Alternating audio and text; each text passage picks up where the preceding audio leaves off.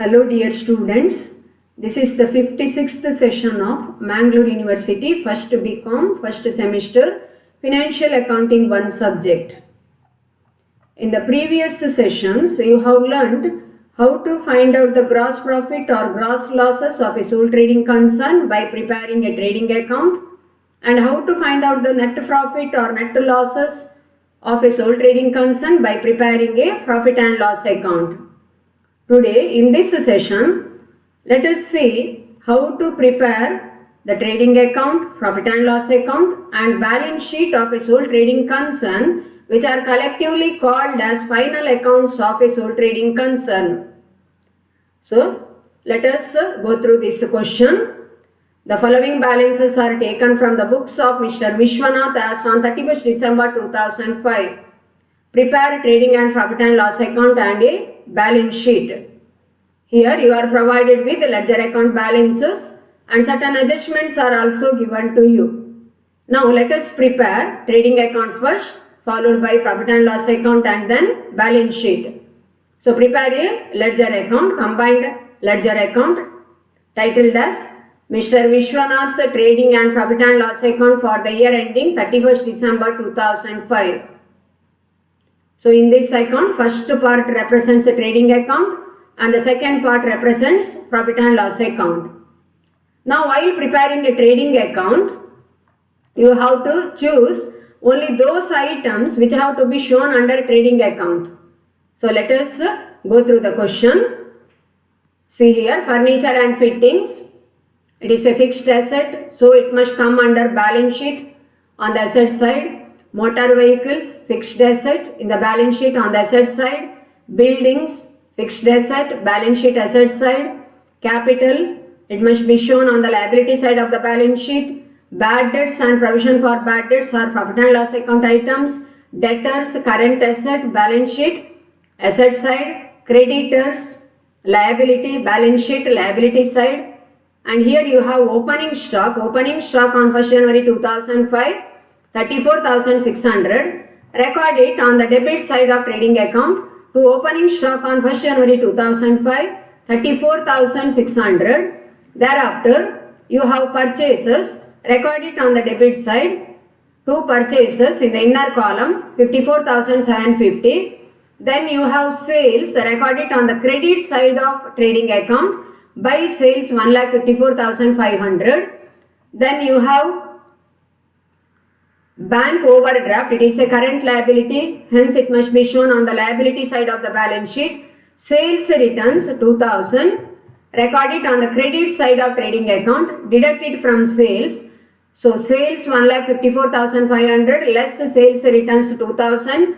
So to the outer column 1,52,500.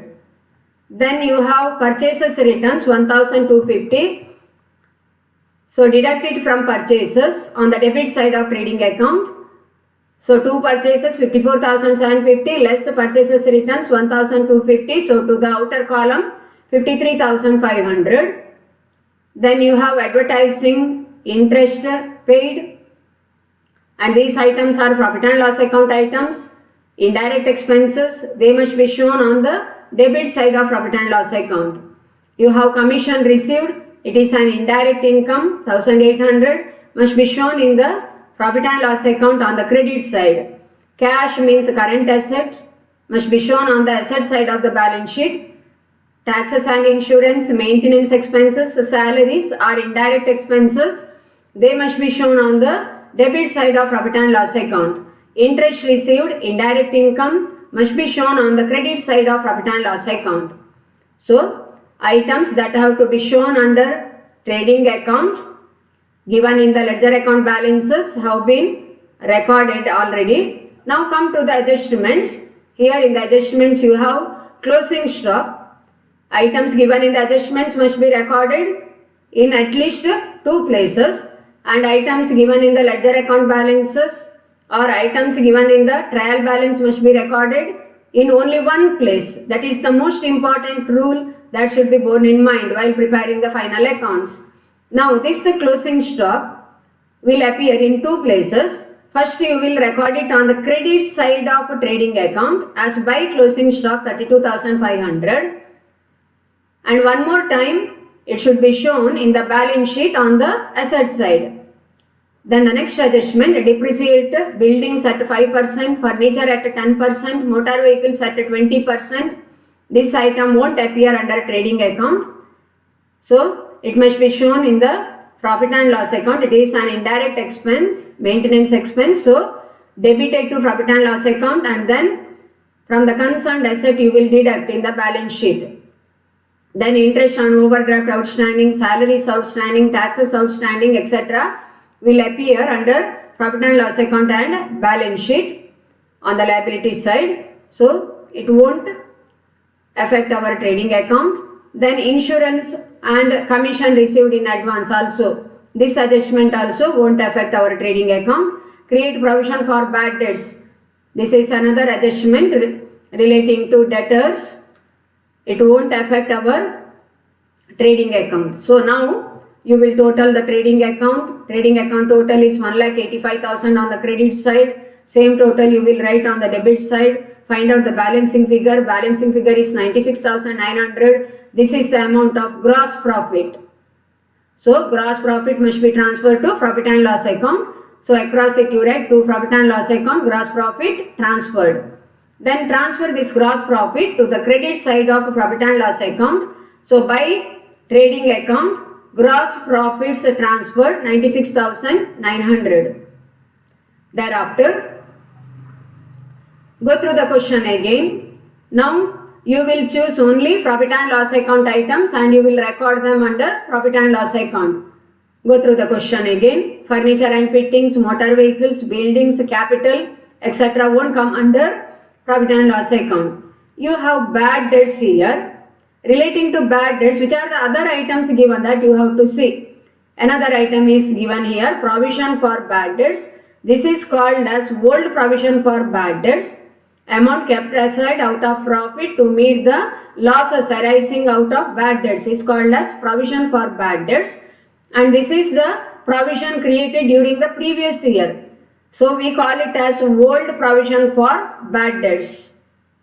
And again one more item is given here in the adjustment. Create provision for bad debts at 5% on debtors. This is the provision for bad debts that you have to create during this year. Hence it is called as a new provision for bad debts. ಕೇಳಿ ಇಲ್ಲಿ ಹೇಳುವಾಗ ಇಲ್ಲಿ question ಅಲ್ಲಿ ನಿಮಗೆ ಬ್ಯಾಡ್ debts ಕೊಟ್ಟಿದ್ದಾರೆ. Old provision for bad debts ಅಂತ ಹೇಳಿ ledger accounts ಅಲ್ಲಿ ಕೊಟ್ಟಿದ್ದಾರೆ. ಲೆಡ್ಜರ್ ಅಕೌಂಟ್ ಬ್ಯಾಲೆನ್ಸಸ್ ಅಲ್ಲಿ ಹಿಂದಿನ ವರ್ಷ ಕ್ರಿಯೇಟ್ ಮಾಡಿದಂತಹ ಪ್ರಾವಿಷನ್ ಫಾರ್ ಬ್ಯಾಡ್ ಡೆಟ್ಸ್ ಗೆ old provision for bad debts ಅಂತ ಹೇಳಿ ಹೇಳ್ತೇವೆ. ಅದನ್ನು ಟ್ರಯಲ್ ಬ್ಯಾಲೆನ್ಸ್ ಅಲ್ಲಿ ಅಥವಾ ಲೆಡ್ಜರ್ ಅಕೌಂಟ್ ಬ್ಯಾಲೆನ್ಸಸ್ ಅಲ್ಲಿ ಕೊಟ್ಟಿರ್ತಾರೆ. ಅಡ್ಜಸ್ಟ್ಮೆಂಟ್ ಅಲ್ಲಿ ಹೇಳಿದಂತಹ ಪ್ರಾವಿಷನ್ ಫಾರ್ ಬ್ಯಾಡ್ ಡೆಟ್ಸ್ ಅನ್ನು new provision for bad debts ಅಂತ ಹೇಳಿ ಹೇಳ್ತೇವೆ. ಈ ವರ್ಷ ಕ್ರಿಯೇಟ್ ಮಾಡುವಂತಹ ಬ್ಯಾಡ್ ಡೆಟ್ಸ್ ಇದು. ಈ ವರ್ಷ ಕ್ರಿಯೇಟ್ ಮಾಡುವಂತಹ provision for bad debts. So ಏನು ಮಾಡಬೇಕು ನೀವೀಗ, ಯಾವಾಗ ಕ್ವಶನ್ ಅಲ್ಲಿ old provision for bad debts ಇರ್ತದೆ, provision for bad debts ledger account balance ಆಗಿ ಕೊಟ್ಟಾಗ, ಲೆಡ್ಜರ್ ಅಕೌಂಟ್ ಬ್ಯಾಲೆನ್ಸ್ಗಳೊಟ್ಟಿಗೆ ಅಥವಾ ಟ್ರಯಲ್ ಬ್ಯಾಲೆನ್ಸ್ ಅಲ್ಲಿ ಕೊಟ್ಟಾಗ ನೆನಪಿಟ್ಟುಕೊಳ್ಳಿ, ಇದನ್ನು ರೆಕಾರ್ಡ್ ಮಾಡುವಾಗ ಒಂದು ರೂಲ್ ಅನ್ನು ನೀವು ಫಾಲೋ ಮಾಡಬೇಕು. If the sum of bad debts and new provision for bad debts given in the adjustment is more than old provision for bad debts given in the trial balance or in the ledger account balances, difference amount must be debited to profit and loss account. ಇಲ್ಲಿ ಕೊಟ್ಟಂತಹ ಬ್ಯಾಡ್ debts ಹಾಗೂ ಈ ವರ್ಷ ನಾವು create ಮಾಡುವಂತಹ new provision for bad debts in total old provision for bad debts trial balance ಅಲ್ಲಿ ಕೊಟ್ಟಂತದ್ದು ಅಥವಾ ಲೆಡ್ಜರ್ ಅಕೌಂಟ್ ಬ್ಯಾಲೆನ್ಸ್ ಅಂತ ಹೇಳಿ ಕೊಟ್ಟಂತಹ ಅಮೌಂಟ್ಗಿಂತ ಜಾಸ್ತಿ ಇದ್ರೆ ವ್ಯತ್ಯಾಸದ ಅಮೌಂಟ್ ಅನ್ನು ಪ್ರಾಫಿಟ್ ಅಂಡ್ ಲಾಸ್ ಅಕೌಂಟಿನ ಡೆಬಿಟ್ ಸೈಡ್ ಅಲ್ಲಿ ಬರಿಬೇಕಾಗ್ತದೆ.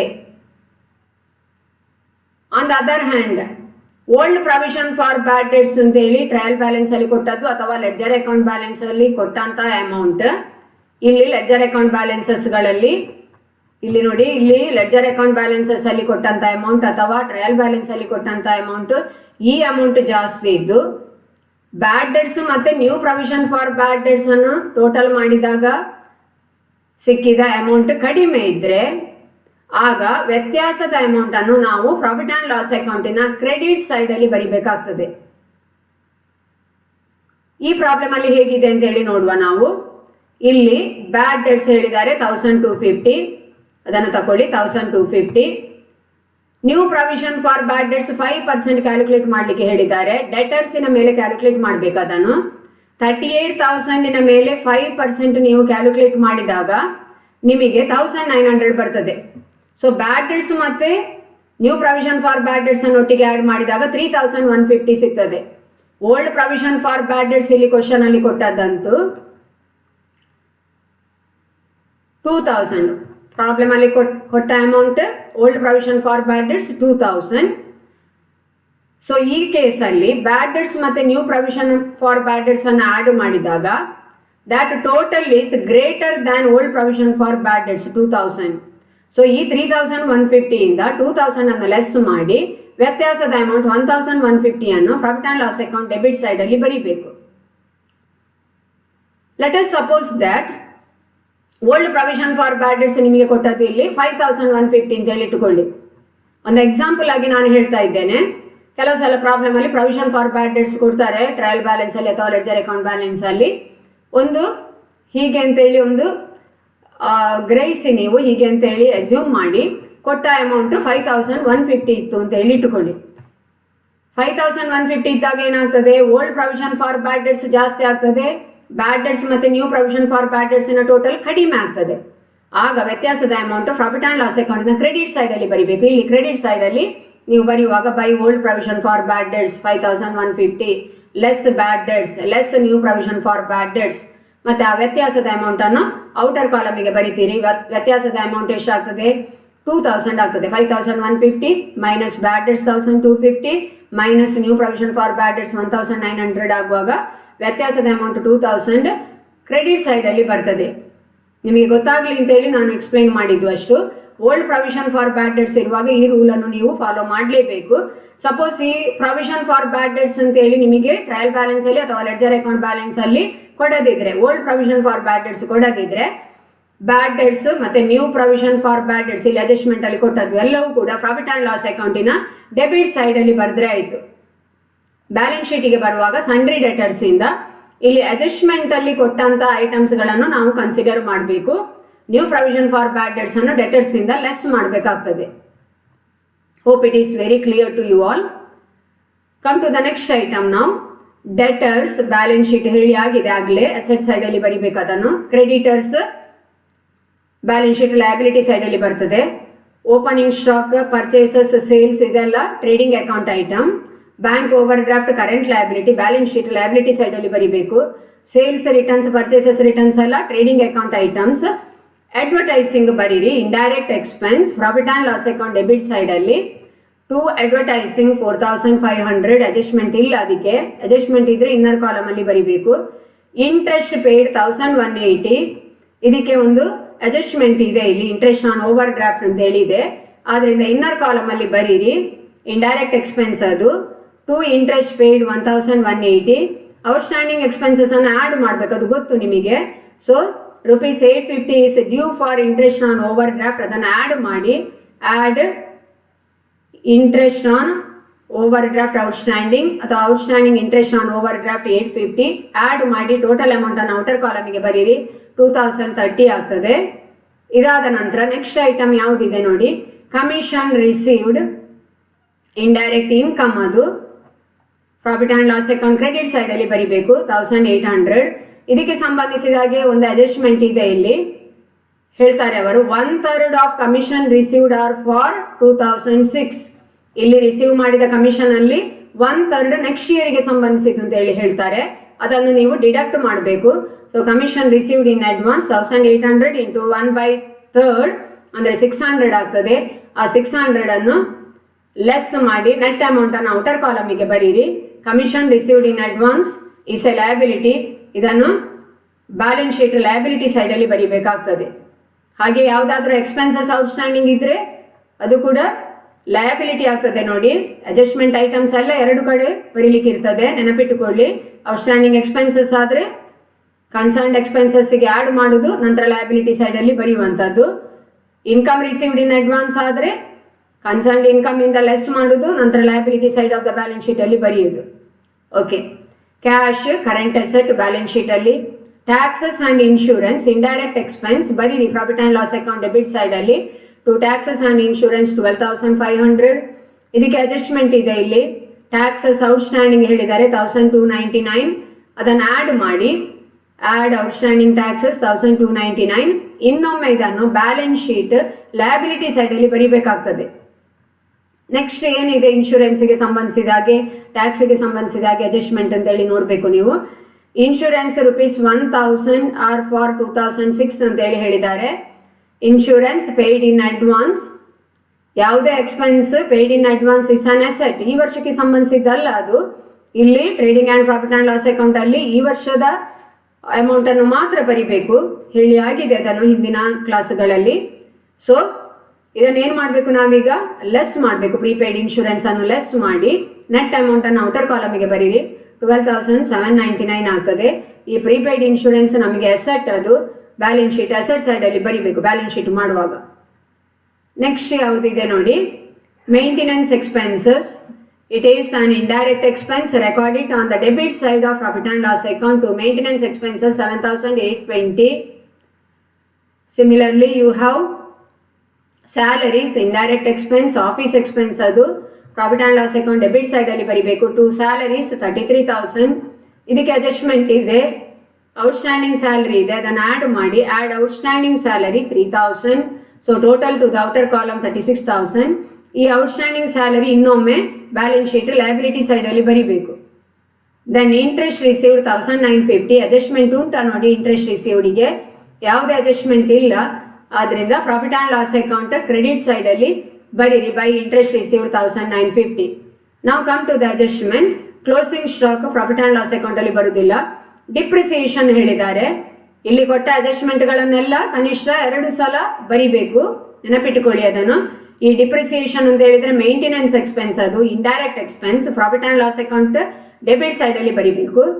So let us record it on the debit side of profit and loss account to depreciation on building at the rate of 5% ಅಂತ ಹೇಳಿ ಹೇಳಿದ್ದಾರೆ. ಬಿಲ್ಡಿಂಗ್ಸ್ ವ್ಯಾಲ್ಯೂ ಎಷ್ಟು ಅಂತ ಹೇಳಿ ನೋಡಿ ಕೊಟ್ಟಿದ್ದಾರೆ ಇಲ್ಲಿ 75,000. ಸೊ 75,000 ಇಂಟು 5/100 ಮಾಡಿ. Amount is 3,750. Similarly depreciation on furniture 10% ಹೇಳಿದ್ದಾರೆ. ಫರ್ನಿಚರ್ ವ್ಯಾಲ್ಯೂ ನೋಡಿ 6,400. ಸೊ 6,400 ಇಂಟು 10/100 ಮಾಡಬೇಕು.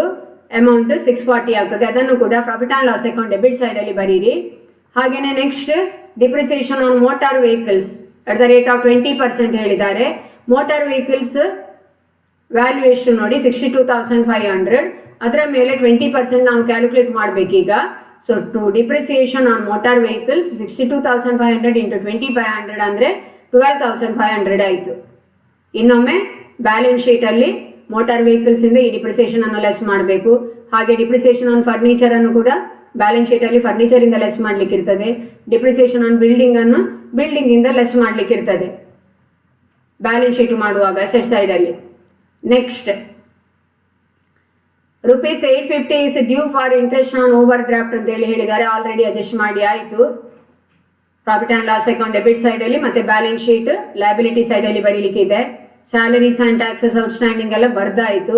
Insurance paid in advance, commission received in advance ಬರ್ದಾಯಿತು. Create provision for bad debts ಕೂಡ ರೆಕಾರ್ಡ್ ಮಾಡಿ ಆಯಿತು. So profit and loss account items ಎಲ್ಲ ಬರ್ದಾಯಿತು. ಈಗ ನೋಡಿ which side total is more, which side total is less ಅಂತ ಹೇಳಿ.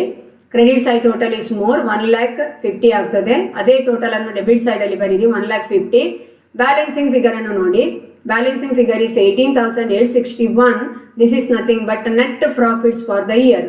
ಈ ನೆಟ್ ಪ್ರಾಫಿಟ್ ಅನ್ನು ನಾವು ಬ್ಯಾಲೆನ್ಸ್ ಶೀಟ್ ಅಲ್ಲಿ ಕ್ಯಾಪಿಟಲ್ಗೆ ಆಡ್ ಮಾಡಬೇಕು. ನೆಟ್ ಲಾಸಸ್ ಬಂದ್ರೆ ಬ್ಯಾಲೆನ್ಸ್ ಶೀಟ್ ಅಲ್ಲಿ ಕ್ಯಾಪಿಟಲ್ ಇಂದ ಲೆಸ್ ಮಾಡಲಿಕ್ಕೆ. ಓಕೆ, ಇಲ್ಲಿ ನಮಗೆ ಪ್ರಾಫಿಟ್ಸ್ ಬಂದಿದೆ, ನೆಟ್ ಪ್ರಾಫಿಟ್ಸ್ ಬಂದಿದೆ, ಇದನ್ನು ಕ್ಯಾಪಿಟಲ್ಗೆ ಆಡ್ ಮಾಡಬೇಕು. ಸೊ ಈಗ ಬ್ಯಾಲೆನ್ಸ್ ಶೀಟ್ ಪ್ರಿಪೇರ್ ಮಾಡುವ. ಹೆಡ್ಡಿಂಗ್ ಬರೀರಿ mister Vishwanath balance sheet as at 31st December 2005. Balance sheet is a statement prepared to present the financial position of the concern as at a particular date.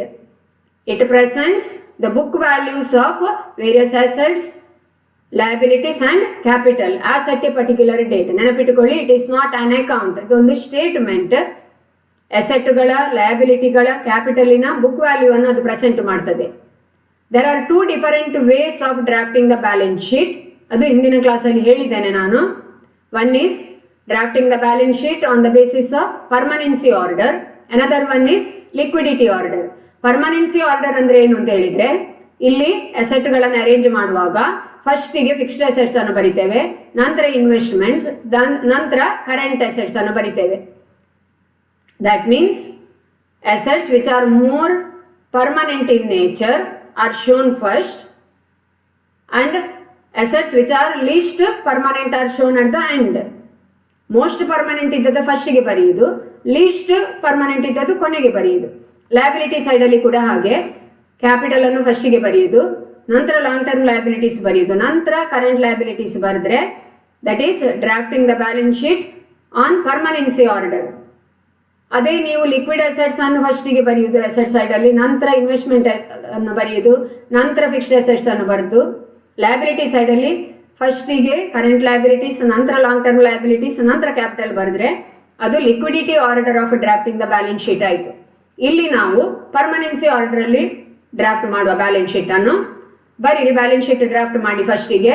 This is left hand side and this is right hand side. Left hand side is called as liability side and right hand side is called as asset side. ನೆನಪಿಟ್ಟುಕೊಳ್ಳಿ ಅದನ್ನು. Asset side ಅಲ್ಲಿ ಫಸ್ಟಿಗೆ ಪರ್ಮನೆನ್ಸಿ order ಅಲ್ಲಿ ಬರೆಯುವಾಗ fixed assets ಅನ್ನು ಬರೀಬೇಕು. Fixed assets ಅಂತ ಹೇಳಿ ಸೈಡ್ ಹೆಡಿಂಗ್ ಕೊಡಿ. ಈಗ ಇಲ್ಲಿ ಕೊಟ್ಟ ಲೆಡ್ಜರ್ ಅಕೌಂಟ್ ಬ್ಯಾಲೆನ್ಸಸ್ ಅಲ್ಲಿ ಯಾವುದೆಲ್ಲ ಫಿಕ್ಸ್ಡ್ ಅಸೆಟ್ಸ್ ಉಂಟು ಅದನ್ನು ಬರೀತಾ ಹೋಗ್ಬೇಕು ನಾವು. ಇಲ್ಲಿ ಕೊಟ್ಟ ಆರ್ಡರ್ ಅಲ್ಲಿಯೇ ನೀವು ಬರೀತಾ ಹೋದ್ರೆ, ಇದೇ ಸೀಕ್ವೆನ್ಸ್ ಅಲ್ಲಿ ಬರೀತಾ ಹೋದ್ರೆ ಯಾವುದೇ ಐಟಮ್ ಮಿಸ್ ಆಗುದಿಲ್ಲ. ಆದ್ರೆ ಬರೆಯುವಾಗ ಮಾತ್ರ ಸ್ಪೇಸ್ ಅಡ್ಜಸ್ಟ್ ಮಾಡಿಕೊಂಡು ಬರೀಬೇಕು. ನೋಡಿ, ಇಲ್ಲಿ ಫರ್ನಿಚರ್ ಅಂಡ್ ಫಿಟ್ಟಿಂಗ್ಸ್ ಹೇಳಿದ್ದಾರೆ 6400 ಫಿಕ್ಸ್ಡ್ ಅಸೆಟ್. ಅದು ಬ್ಯಾಲೆನ್ಸ್ ಶೀಟ್ ಅಸೆಟ್ ಸೈಡ್ ಅಲ್ಲಿ ಬರೀರಿ. ಬರೆಯುವಾಗ ಇಲ್ಲಿ ಸಾಮಾನ್ಯವಾಗಿ ಫಸ್ಟಿಗೆ ಗುಡ್ ವಿಲ್ ಬರ್ತದೆ, ನಂತರ ಲ್ಯಾಂಡ್ ಅಂಡ್ ಬಿಲ್ಡಿಂಗ್ಸ್ ಬರ್ತದೆ, ಮೆಷಿನರಿ ಬರ್ತದೆ, ಅದಾದ ನಂತರ ಯಾವುದು ಬರುವಂತದ್ದು, ಫರ್ನಿಚರ್ ಅಂಡ್ ಫಿಟ್ಟಿಂಗ್ಸ್ ಬರುವಂತದ್ದು. ಇಲ್ಲಿ ಕ್ವಶನ್ ಅಲ್ಲಿ ಯಾವ ಐಟಮ್ ಕೊಟ್ಟಿದ್ದಾರೆ ಅಂತ ನೋಡುದು, ಅದೇ ಆರ್ಡರ್ ಅಲ್ಲಿ ಬರಿತಾ ಹೋಗುದು ನಾವು. ಫರ್ನಿಚರ್ ಅಂಡ್ ಫಿಟ್ಟಿಂಗ್ಸ್ ಕೊಟ್ಟಿದ್ದಾರೆ ಫಸ್ಟಿಗೆ, ಸೊ ಫರ್ನಿಚರ್ ಅಂಡ್ ಫಿಟ್ಟಿಂಗ್ಸ್ ಅನ್ನು ಬರೀರಿ 6400. ಇದಕ್ಕೆ ಅಡ್ಜಸ್ಟ್ಮೆಂಟ್ ಉಂಟು, ಆಗ್ಲೇ ಹೇಳಿದ್ದೆ ನಾನು ಅಡ್ಜಸ್ಟ್ಮೆಂಟ್ 2 ಸಲ ಬರಿಬೇಕು ಅಂತ ಹೇಳಿ. ಒಮ್ಮೆ ಬರೆದಿದ್ದೀರಾ ನೀವು profit and loss account debit side ಅಲ್ಲಿ, ಇನ್ನೊಮ್ಮೆ ಈಗ ಫರ್ನಿಚರ್ ಇಂದ ಅದನ್ನು ಲೆಸ್ ಮಾಡಬೇಕು. ಲೆಸ್ ಮಾಡಿ depreciation 640, net amount to the outer column 5760. Next item ಯಾವುದು ನೋಡಿ, ಲೆಡ್ಜರ್ ಅಕೌಂಟ್ ಬ್ಯಾಲೆನ್ಸಸ್ ಅಲ್ಲಿ ಮೋಟಾರ್ ವೆಹಿಕಲ್ಸ್ 62500 ಅಸೆಟ್ ಸೈಡ್ ಅಲ್ಲಿ ಬರೆಯುವುದು. ಬ್ಯಾಲೆನ್ಸ್ ಶೀಟ್ ಅಸೆಟ್ ಸೈಡ್ ಅಲ್ಲಿ ಫಿಕ್ಸ್ಡ್ ಅಸೆಟ್ಸ್ ಅಲ್ಲಿ ಬರ್ತದೆ ಅದು. Motor vehicle 62500. ಇದಕ್ಕೆ ಕೂಡ ಡಿಪ್ರಿಸಿಯೇಷನ್ ಇದೆ 20% ಹೇಳಿದ್ದಾರೆ ಆಗ ಡಿಪ್ರಿಸಿಯೇಷನ್ ಅಂತ ಹೇಳಿ. ಆ ಡಿಪ್ರಿಸಿಯೇಷನ್ ಅಮೌಂಟ್ ಅನ್ನು ಲೆಸ್ ಮಾಡಿ, less depreciation 12500, so to the outer column 50,000. Next item ಯಾವುದಿದೆ ನೋಡಿ, ಲೆಡ್ಜರ್ ಅಕೌಂಟ್ ಬ್ಯಾಲೆನ್ಸಸ್ ಅಲ್ಲಿ ಬಿಲ್ಡಿಂಗ್ಸ್ ಕೊಟ್ಟಿದ್ದಾರೆ. ಬಿಲ್ಡಿಂಗ್ಸ್ ಅನ್ನು ಬರೀರಿ ಫಿಕ್ಸ್ಡ್ ಅಸೆಟ್ಸ್ ಅಲ್ಲಿ. ಬಿಲ್ಡಿಂಗ್ಸ್ 75,000. ಇದಕ್ಕೆ ಕೂಡ ಡಿಪ್ರಿಸಿಯೇಷನ್ ಇದೆ. Less depreciation at the rate of 5%. Calculate ಮಾಡಿ ಆಗಿದೆ ಆಗಲೇ 3750. ಅದನ್ನು ಲೆಸ್ ಮಾಡಿ ನೆಟ್ ಅಮೌಂಟ್ ಅನ್ನು ಔಟರ್ ಕಾಲಮಿಗೆ ಬರೀರಿ. ನಂತರ ನೀವು ಪುನಃ ಚೆಕ್ ಮಾಡಬೇಕು ಇಲ್ಲಿ ಯಾವುದಾದ್ರೂ ಫಿಕ್ಸ್ಡ್ ಅಸೆಟ್ಸ್ ಇದೆನಾ ಅಂತ ಹೇಳಿ. ಇಲ್ಲಿ ಯಾವುದೇ ಫಿಕ್ಸ್ಡ್ ಅಸೆಟ್ ಬೇರೆ ಯಾವುದು ಕೂಡ ಕೊಡ್ಲಿಲ್ಲ ಅವರು. ಆದ್ರಿಂದ ಸೆಕೆಂಡ್ ಐಟಮಿಗೆ ಹೋಗಿ. Second item on the asset side is investments. Side heading ಬರೀಬೇಕು ನೀವು ಇನ್ವೆಸ್ಟ್ಮೆಂಟ್ಸ್. ಈ ಪ್ರಾಬ್ಲಮ್ ಅಲ್ಲಿ ಇನ್ವೆಸ್ಟ್ಮೆಂಟ್ಸ್ ಇಲ್ಲ, ಫುಲ್ ಚೆಕ್ ಮಾಡಿ ಪ್ರಾಬ್ಲಮ್ ಅನ್ನು.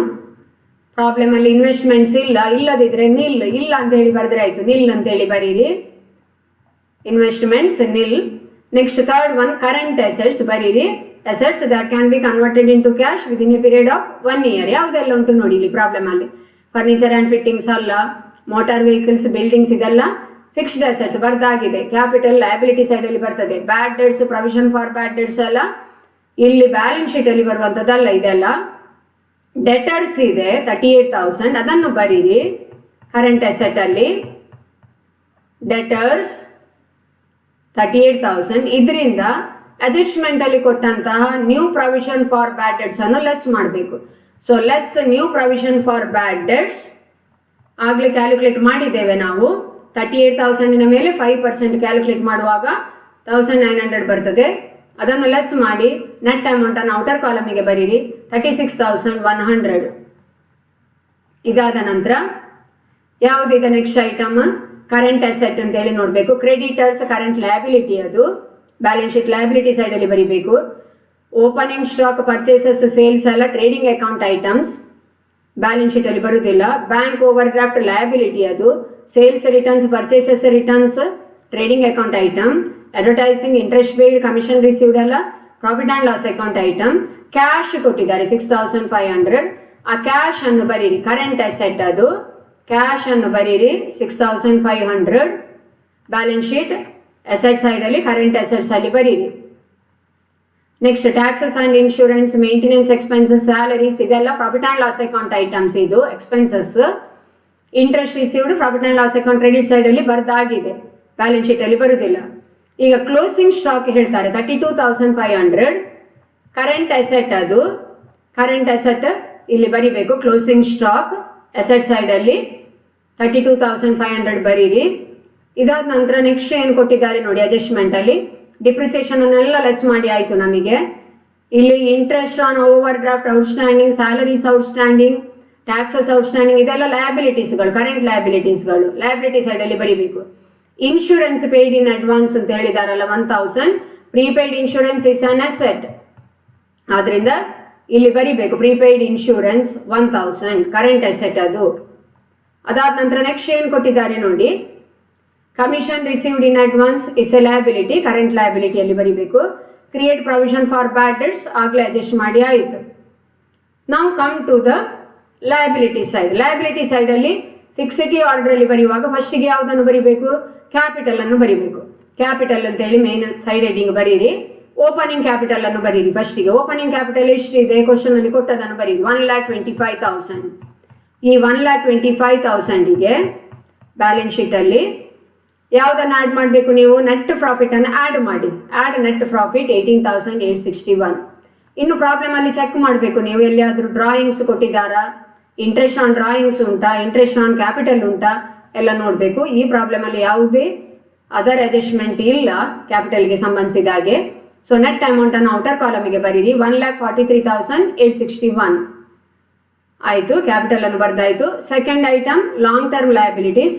ಇಲ್ಲಿ ಏನು ಸಹ ಹೇಳಲಿಲ್ಲ, ಲಾಂಗ್ ಟರ್ಮ್ ಲೋನಿನ ಬಗ್ಗೆ ಪ್ರಾಬ್ಲಮ್ ಅಲ್ಲಿ ಏನು ಇನ್ಫಾರ್ಮೇಶನ್ ಇಲ್ಲ ಅಂತ ಹೇಳಿ ಅರ್ಥ. ಅದರಿಂದ ಲಾಂಗ್ ಟರ್ಮ್ ಲಯಬಿಲಿಟೀಸ್ ನಿಲ್ ಅಂತ ಹೇಳಿ ಬರೀರಿ. ನಂತರ ಥರ್ಡ್ ಸೈಡ್ ಹೆಡಿಂಗ್ ಬರೀರಿ ಕರೆಂಟ್ ಲಯಬಿಲಿಟೀಸ್. ಕರೆಂಟ್ ಲಯಬಿಲಿಟೀಸ್ ಯಾವುದೆಲ್ಲ ಉಂಟು ಕ್ವಶನ್ ಅಲ್ಲಿ ಅಂತ ನೋಡಬೇಕು ನಾವು.